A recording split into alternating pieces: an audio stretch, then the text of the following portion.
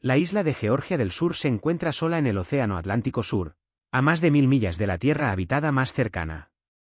Es larga y estrecha, bordeada por montañas empinadas que se elevan abruptamente desde el mar. El interior está dominado por campos de hielo y glaciares que se extienden hacia la costa. La nieve cae en todas las estaciones. Los vientos llegan sin aviso y rara vez se calman. En 1916, no existían mapas del interior de la isla. No había rutas establecidas que la cruzaran de costa a costa. La costa norte ofrecía pequeñas bahías donde los barcos podían anclar, pero la costa sur estaba expuesta al océano abierto. El oleaje rompía directamente contra la roca y el hielo. Avanzar hacia el interior significaba ascender de inmediato, a menudo desde el nivel del mar hasta crestas empinadas en solo unas pocas millas. Las grietas atravesaban los glaciares sin un patrón definido. El clima ocultaba la distancia y la dirección. Viajar hacia el interior era poco común y generalmente se evitaba. La presencia humana en la isla era limitada. Un pequeño número de estaciones balleneras operaba a lo largo de la costa norte durante el verano austral. Estos asentamientos eran industriales y temporales, enfocados en el procesamiento de ballenas más que en apoyar la exploración. Más allá de ellos, la isla permanecía en gran medida intacta. No existían caminos permanentes que conectaran un lado con el otro. No había refugios lejos de la costa. En mayo de 1916, el interior de Georgia del Sur aún se encontraba en condiciones invernales. La luz del día era breve. Las temperaturas se mantenían por debajo del punto de congelación. La nieve y el hielo cubrían el terreno a todas las altitudes. Cualquier movimiento a través de la isla requería una adaptación constante a un terreno que cambiaba bajo los pies. En ese momento, Georgia del Sur existía como lo había hecho durante siglos, aislada, sin cartografiar e indiferente a los planes humanos. Fue en este paisaje donde pronto caminarían 3 hombres, sin un mapa, sin equipo destinado a glaciares y sin certeza de lo que les esperaba. El viaje que llevó a los hombres a Georgia del Sur comenzó 2 años antes, lejos de la isla misma. En 1914, Ernest Shackleton partió de Inglaterra con la expedición imperial transantártica. Su objetivo era sencillo en descripción e incierto en ejecución: cruzar el continente antártico desde el mar de Weddell hasta el mar de Ross, pasando por el Polo Sur. La expedición reflejaba la fase final de lo que más tarde se conocería como la edad heroica de la exploración antártica. Shackleton no era nuevo en los viajes polares. Había servido en expediciones anteriores y comprendía los límites de los hombres y del equipo en entornos extremos. La tripulación del barco principal de la expedición, el Endurance, fue seleccionada por resistencia más que por velocidad o especialización científica. Muchos eran marineros experimentados. Algunos habían trabajado en climas fríos. Otros se unieron con conocimientos polares limitados pero con sólidas habilidades prácticas. La expedición transportaba perros de trineo, provisiones destinadas a durar muchos meses y equipo típico de la época. El Endurance ingresó al mar de Weddell a principios de 1915. El hielo marino se cerró antes de lo esperado. El avance se ralentizó y luego se detuvo. Para enero, el barco quedó atrapado. El hielo no lo liberó. En cambio, la presión aumentó durante semanas.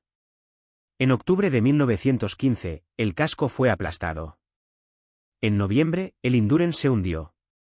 La tripulación rescató lo que pudo y estableció campamentos sobre el hielo a la deriva. Su posición cambiaba diariamente a medida que el hielo se desplazaba hacia el norte. La navegación se volvió aproximada. Las provisiones fueron racionadas. Los hombres vivían sobre placas de hielo que se fracturaban sin aviso. Pasaron meses. El objetivo original de cruzar la Antártida fue abandonado, reemplazado por una prioridad más simple: la supervivencia. En abril de 1916, cuando el hielo comenzó a romperse, Shackleton ordenó a los hombres subir a los botes salvavidas. Después de días en el mar, llegaron a la isla Elefante, un promontorio estéril lejos de las rutas de navegación. Fue el primer suelo firme que habían pisado en casi 16 meses. La isla Elefante no ofrecía una perspectiva real de rescate.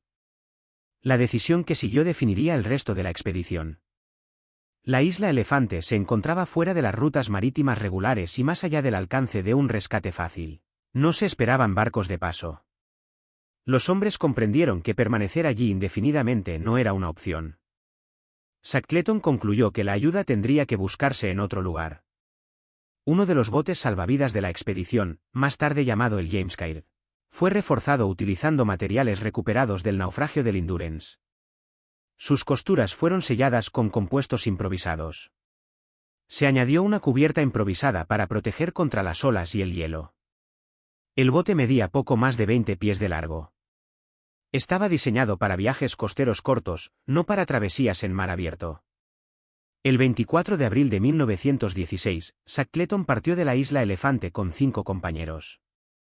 El destino era la isla Georgia del Sur, a más de 800 millas de distancia a través del Océano Austral.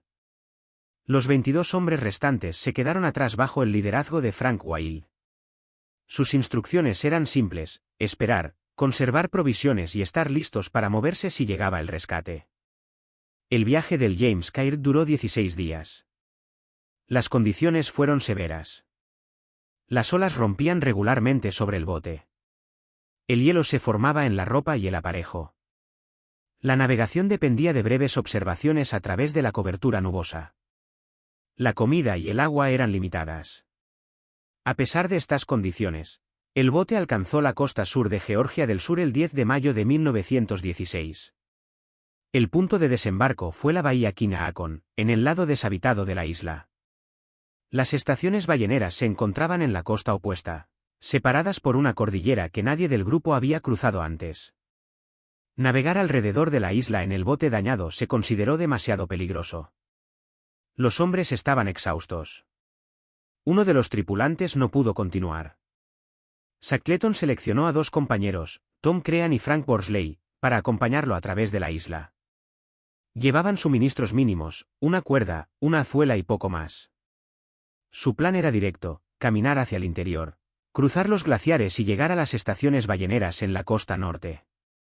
La decisión los comprometió por completo. Una vez que abandonaran la bahía, no habría retorno al James Caird. El cruce comenzó temprano el 19 de mayo de 1916. Shackleton, Crean y Worsley salieron de la bahía Kinaakon antes del amanecer, conscientes de que las horas de luz utilizables serían limitadas. Llevaban comida para un viaje corto y ninguna tienda. Cada hombre vestía la misma ropa utilizada durante el viaje en bote. Ninguno tenía crampones. Su calzado estaba desgastado y rígido por la sal. La cuerda que llevaban estaba destinada solo para uso de emergencia. El terreno ascendía de inmediato. La nieve cubría las laderas inferiores, ocultando roca suelta y hielo debajo. El progreso fue lento y deliberado. Avanzaban en fila india, probando el terreno antes de colocar todo el peso en cada paso. Cuando la pendiente se empinaba, cortaban escalones con la azuela. El frío era constante, pero el esfuerzo impedía pausas prolongadas. Detenerse para descansar significaba una rápida pérdida de calor. A media mañana, alcanzaron el primer glaciar. Su superficie era irregular, moldeada por el viento y los ciclos de congelación y deshielo.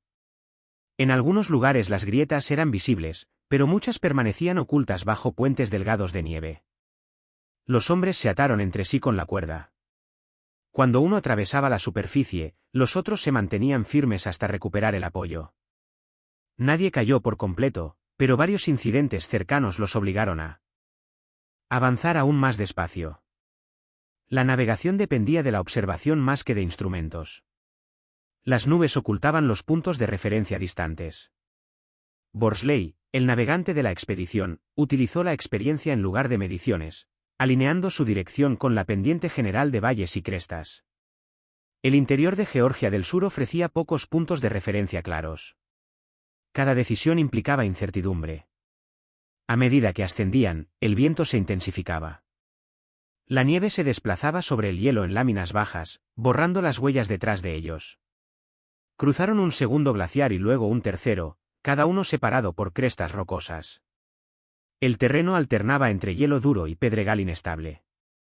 Descender era tan difícil como ascender. Los resbalones se controlaban, pero nunca resultaban cómodos. Durante la tarde, los hombres encontraron un amplio campo de nieve que descendía hacia lo que creían que era el lado norte de la isla. La superficie parecía estable. Avanzaron con mayor rapidez, cubriendo distancia antes de que la luz del día desapareciera. La fatiga se acumulaba de forma constante. La comida se limitaba a pequeñas porciones ingeridas de pie. El agua se obtenía derritiendo nieve en la boca. Cuando se acercaba la noche, enfrentaron una elección. Detenerse significaba exposición sin refugio. Continuar implicaba moverse en la oscuridad sobre terreno desconocido. Eligieron continuar. Usando la cuerda, descendieron pendientes empinadas deslizándose juntos, controlando la velocidad al clavar los talones en la nieve.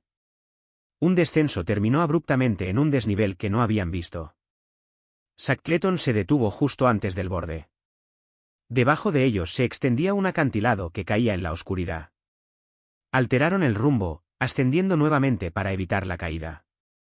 El esfuerzo consumió la luz restante.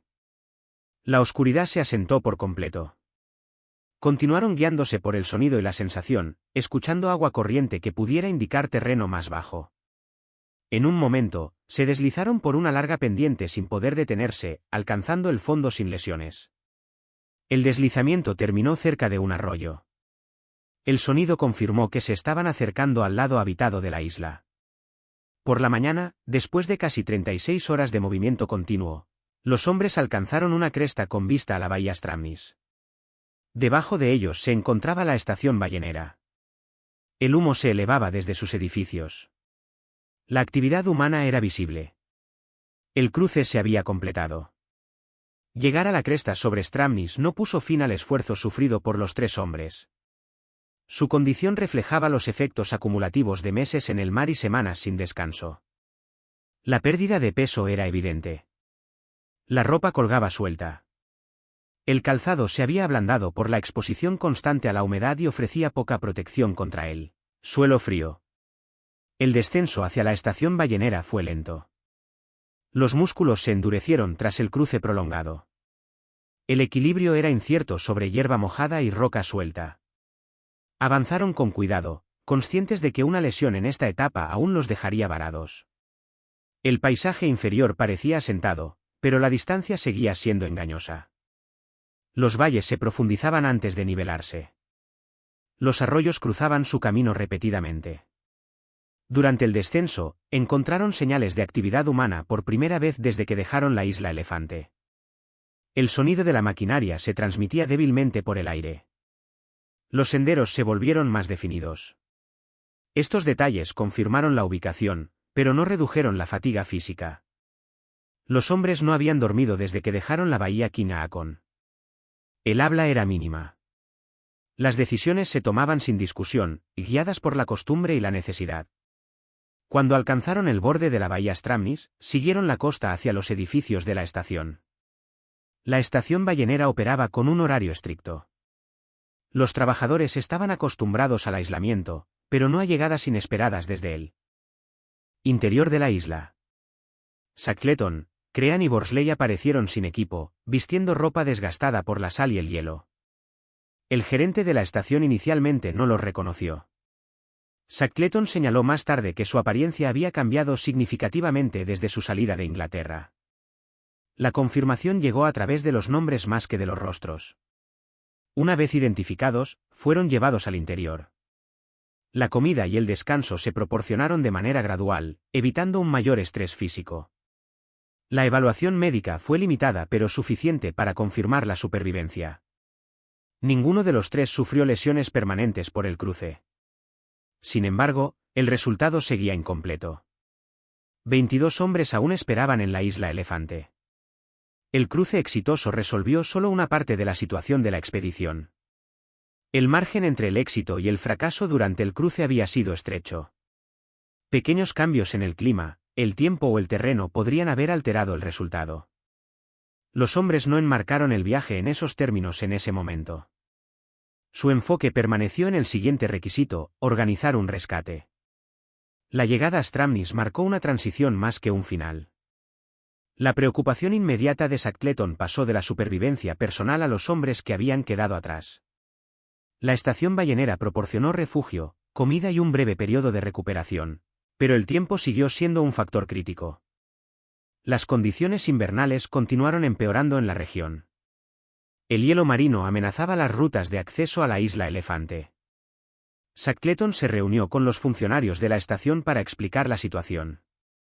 La comunicación con el mundo exterior era limitada, pero la presencia de barcos y equipos en Stramnys ofrecía posibilidades que no habían existido días antes.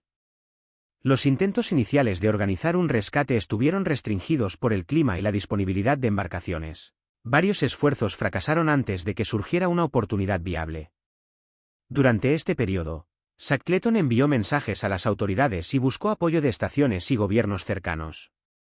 Cada demora prolongaba el aislamiento de los hombres que esperaban en la isla Elefante. Las provisiones allí eran finitas, pero la disciplina y la rutina se mantuvieron bajo el liderazgo de Frank Wilde.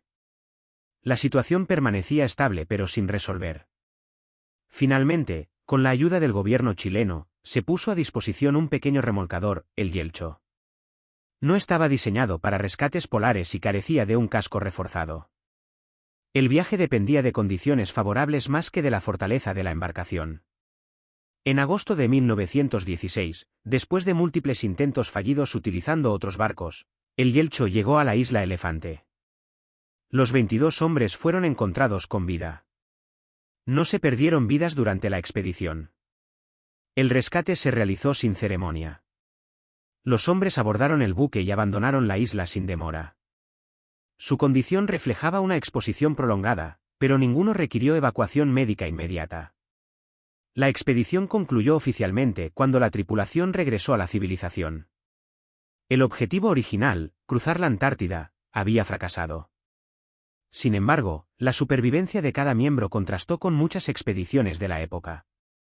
El cruce glaciar en Georgia del Sur se convirtió en una parte de una secuencia más amplia de decisiones y ajustes realizados bajo presión sostenida. El cruce de Georgia del Sur no se destacó como un acto aislado de resistencia. Formó parte de una secuencia más larga definida por la limitación, la adaptación y la moderación. El viaje a través de la isla no fue planeado con antelación, ni estuvo equipado para tener éxito según estándares convencionales.